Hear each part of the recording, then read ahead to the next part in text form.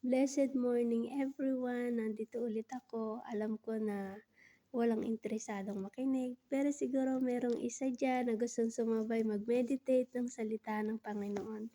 Kasi sabi ng Panginoon, two is better than one.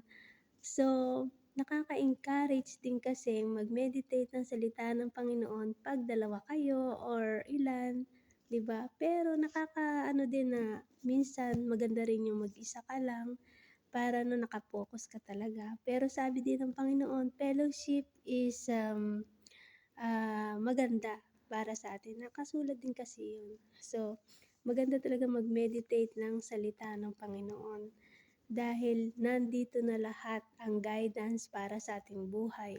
Kung paano maiwasan ang temptation, kung paano maiwasan ang kasalanan, kung paano magkaroon ng tunay na takot sa Panginoon.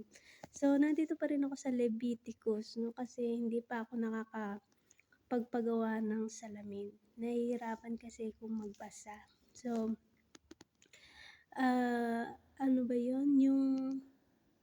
Nung kasing meron akong sabi ko, meron kasi kung dapat makakapagpagawa na kasi sabi ko ay magpagawa ako ng salamin na yun. So, yun.